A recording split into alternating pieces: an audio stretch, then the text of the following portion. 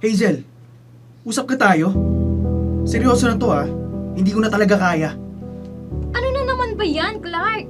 Kung yung sa pag-resign mo ulit ang pag-uusapan natin, ginawa ko lang naman yun para sa ating dalawa din naman Anong para sa atin? Pinahiya mo yung manager ko sa harap ng maraming tao. Dahil lang sa report? Talaga?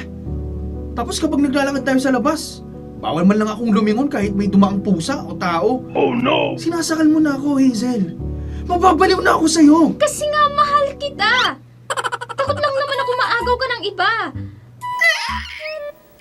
Nakikita ko naman kasi kung paano ka tumingin sa mga babaeng nadadaanan natin Nilalakaran natin yung kalsada.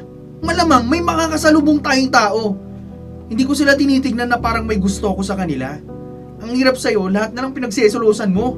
Kasi akin ka lang. Wow. Akin yung eyeballs mo. Lahat ng balls mo, akin lang. Yeah, boy.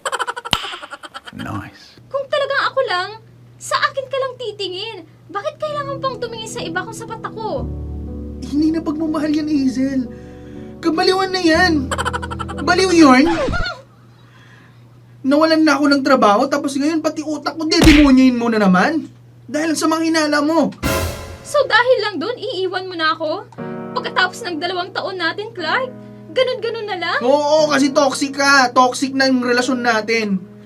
Mag-iwalay na tayo. Kailangan ko namang itira yung sarili ko. Ayoko na talaga. Baliw yun. Sabi na bumalik ka. Diba? Pero kung iisipin mo din, no, marami talagang mga relasyon na ganito sa point na ito na tila lahat na lang ata bantay sarado, hawak yung account, kailangan may curfew pa yan, mamanika. True. At ang daming relasyon din ang natapos dahil sa ganito. Kaya kabahan ka na!